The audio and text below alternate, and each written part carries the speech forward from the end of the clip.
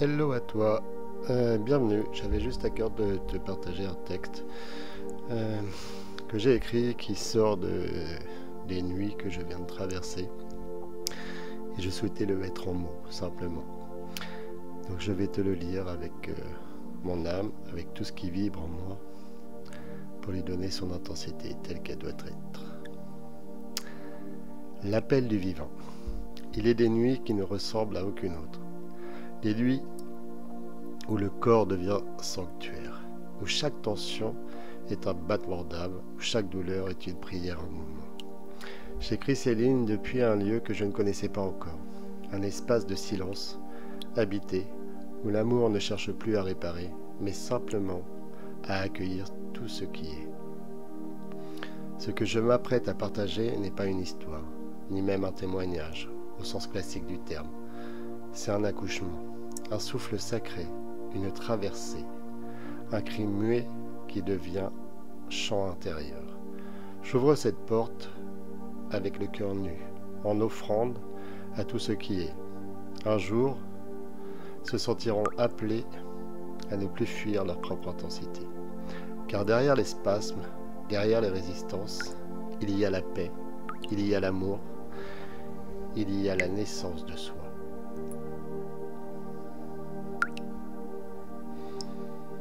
La traversée intérieure, liquidation, jugement, libération. On pourrait croire que perdre une entreprise, c'est perdre une bataille. Mais ce que j'ai vécu ce jour-là, c'était tout autre chose.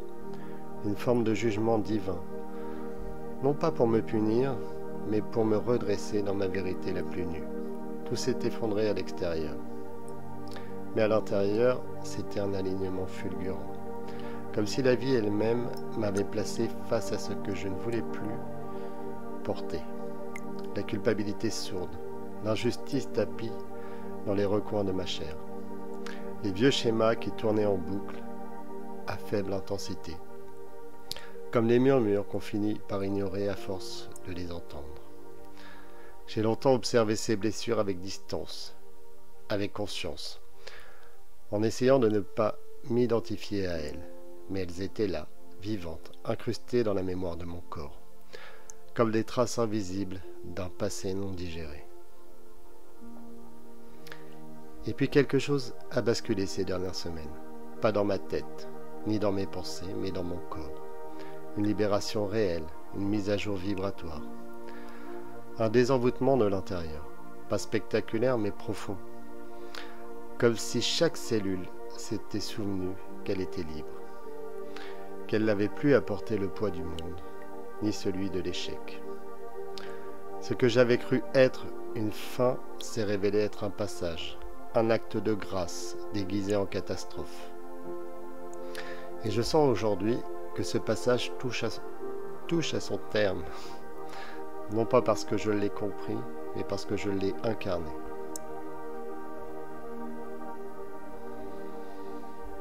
Les nuits de feu et d'amour. Quand le corps se plie et que l'amour tient bon. Je viens de traverser 2 nuits, comme on traverse une mer en pleine tempête, sans voile, sans gouvernail, mais avec une foi calme, vibrante, nue. Tout s'est réveillé là, dans mon ventre, des tensions d'une rare intensité, des douleurs profondes, animales. Comme si mon corps cherchait à se libérer d'un fardeau ancien, tapi sous la surface depuis trop longtemps. Mon corps se pliait en deux, tentait de se débattre, se frayer un chemin vers l'expulsion de ce qui n'avait plus lieu d'être. Mais cette fois, je n'ai pas fui, je ne me suis pas battu, je n'ai pas eu peur. Aucune voix ne s'est élevée pour me dire « Tu vas mourir, tu devrais aller à l'hôpital. » Tu ne tiendras pas. Non, c'était le silence. Un silence immense, vibrant, plein d'amour, plein de présence.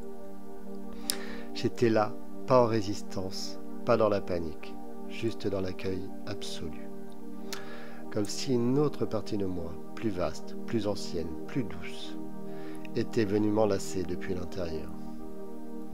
Une présence sans faille, tendue vers la vie, ouverte à la douleur, tendre envers la peur qui qui n'est pas venu.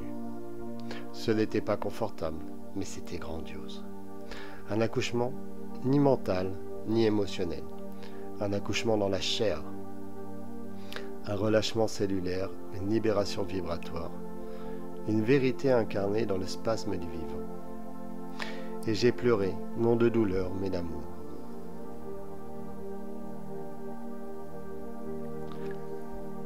La fusion.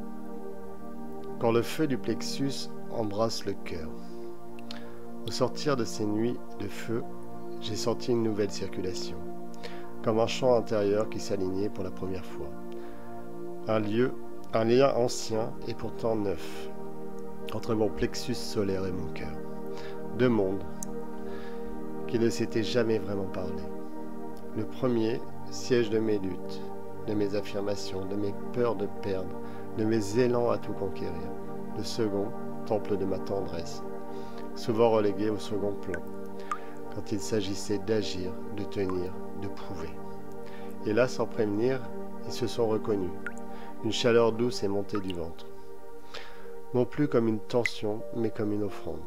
Mon cœur s'est ouvert, non plus pour donner ou aimer quelqu'un d'extérieur, mais pour aimer mon propre feu, pour l'enlacer, pour l'accueillir comme un frère qui vient d'exil. J'ai senti la puissance du plexus devenir bénédiction, non plus poussée par le manque, mais nourrie par la présence. Et j'ai compris, dans un souffle silencieux, que l'union sacrée n'était pas à chercher à l'extérieur, il était là, dans cet axe retrouvé, dans cette réconciliation intérieure. Le cœur n'a plus peur du feu. Le feu ne cherche plus à brûler, ils vibrent ensemble, dans une danse d'amour et de puissance unifiée.